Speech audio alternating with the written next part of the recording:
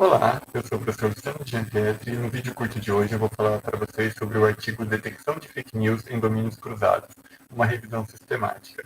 Esse artigo, que é de autoria de Rafael Braz e minha, ele foi publicado no mês passado nos anais dos Congressos da Sociedade Brasileira de Computação, especificamente no evento Brasnan, que é o Workshop Brasileiro de Análise e Mineração de Redes Sociais. Esse artigo está disponível de maneira pública na internet.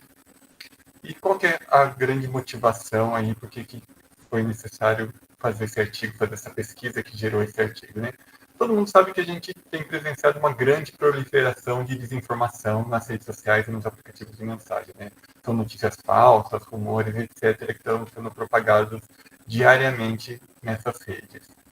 E, apesar de já ter várias soluções de software, né, vários algoritmos que têm uma alta acurácia para detectar notícias falsas, né, a gente encontra publicações ou notícias falando sobre esses algoritmos que atingem 98%, 99% de acurácia na detecção de notícias falsas, a gente percebe que eles são muito bons para detectar notícias nos conjuntos de treinamento e testes nos quais eles são aplicados.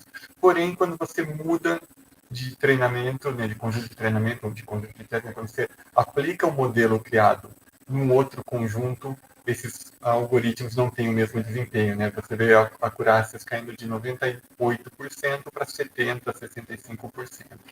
Então, né, o grande desafio é justamente como criar modelos que conseguem se comportar bem ao serem aplicados a diferentes conjuntos de dados, a novos conjuntos de dados, para de fato poderem detectar novas notícias falsas, né? Notícias falsas que ainda não tinham sido usadas no treinamento, ou mesmo sobre assuntos que ainda não tinham sido usados no treinamento do conjunto de dados.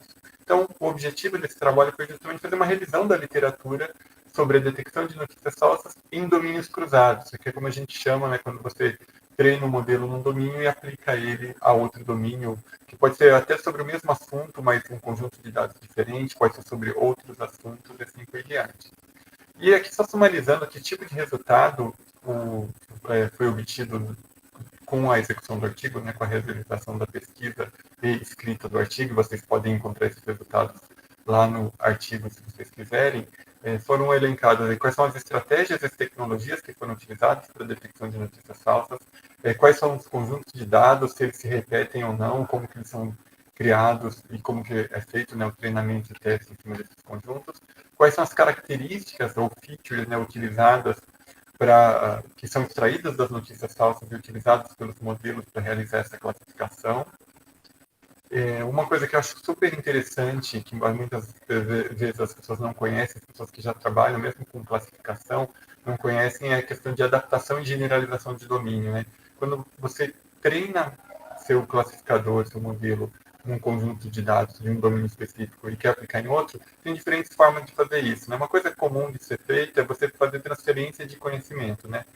Ou transferência de aprendizado, né? Que você treina um conjunto de dados, depois você tem novos dados de treinamento para um outro conjunto específico, e você faz essa transferência, você já aproveita o que já foi aprendido e aprende mais um pouco, ou refina, né? Você faz o que a gente chama de fine tuning para o problema específico. Essa é uma abordagem comum quando você está mudando aí de domínio e está aproveitando um aprendizado, um treinamento anterior, mas tem outras estratégias, como a adaptação e generalização de domínio, que tipicamente fazem o quê? Na adaptação de domínio, você tem um conjunto treinado para um domínio e justamente você adapta de alguma forma, que pode ser com fine tuning, para um novo domínio. Mas uma outra abordagem que é bem interessante é a generalização de domínio, que você, durante o treinamento do seu modelo, você, além de favorecer, obviamente, ele ter uma alta acurácia, né, ele está acertando a classificação dele, você coloca também uma função de penalidade se ele está sendo muito específico do domínio, se ele está usando características específicas do domínio. Então, com isso, você eventualmente consegue chegar num modelo que ele é independente de domínio. Né? E esse é um objetivo desses detectores de notícias falsas, né? Que ele não fique limitado a um domínio específico, a um conjunto de dados específico. E, além disso, né, no artigo você também vai encontrar lacunas e direções futuras aí para essa pesquisa ou para diferentes pesquisas dentro da área de identificação de notícias falsas e, em especial, de identificação de notícias falsas considerando domínios cruzados. Então, era isso que eu queria falar para vocês. Vou deixar o link do artigo para quem tiver interesse e, com isso, espero que esse trabalho, né, e os outros trabalhos que a gente tem feito em relação a notícias falsas e outros problemas de análise de redes sociais contribuam aí nas pesquisas de vocês também. Muito obrigado por terem assistido. Em breve disponibilizarei novos vídeos sobre os últimos artigos que estão sendo publicados pelo nosso grupo de pesquisa.